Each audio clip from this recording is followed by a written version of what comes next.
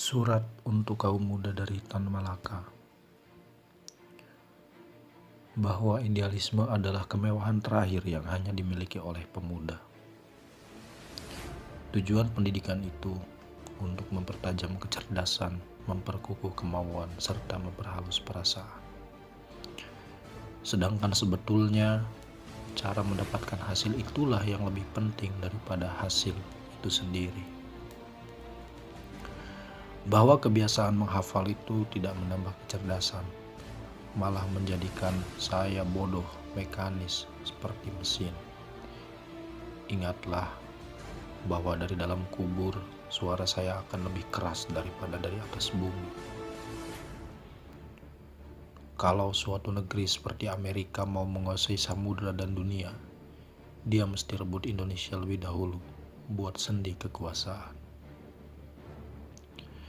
Bila kaum muda yang telah belajar di sekolah dan menganggap dirinya terlalu tinggi dan pintar untuk melebur dengan masyarakat yang bekerja dengan cangkul dan hanya memiliki cita-cita yang sederhana, maka lebih baik pendidikan itu tidak diberikan sama sekali.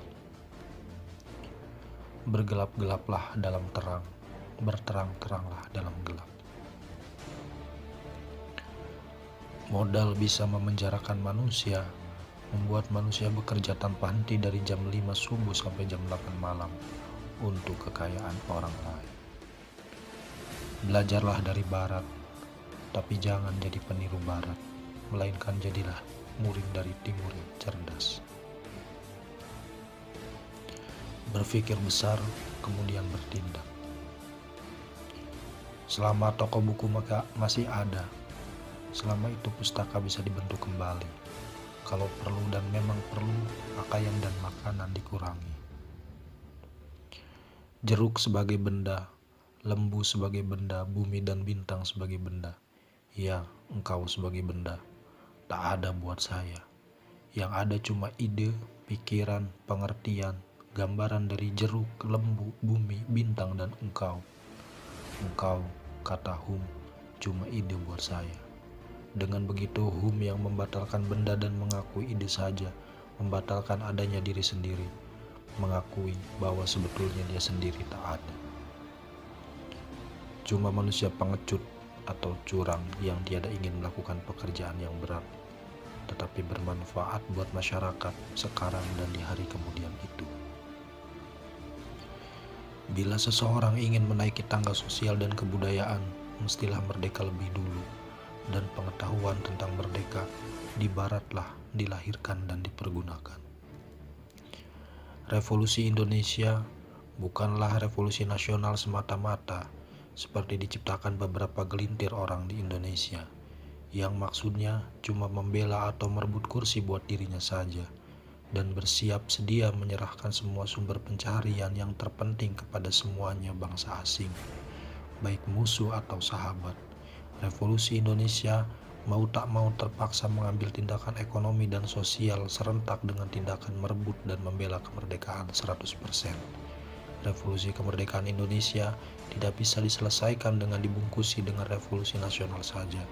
Perang kemerdekaan Indonesia harus diisi dengan kejaminan sosial dan ekonomi sekaligus.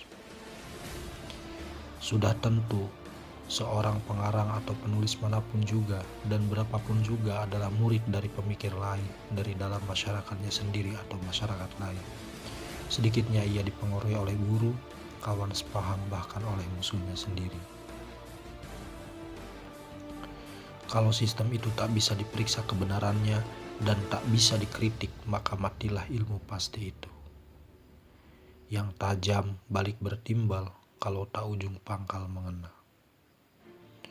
Murid yang cerdik juga insaf, bahwa kalau dia sudah tahu satu cara, satu undang, satu kunci buat menyelesaikan satu golongan persoalan, maka tiadalah yang menghafal berpuluh-puluh persoalan atau jawabannya puluhan atau ratusan persoalan itu, tetapi dia pegang cara atau kuncinya persoalan tadi saja.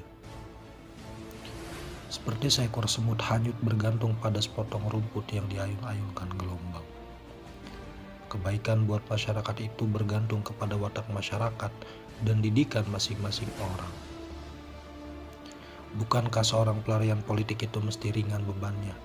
Seringan-ringannya, ia tak boleh diberatkan oleh benda yang lahir, seperti buku ataupun pakaian. Hatinya terutama tak boleh diikat oleh anak istri, keluarga, serta handai taulat.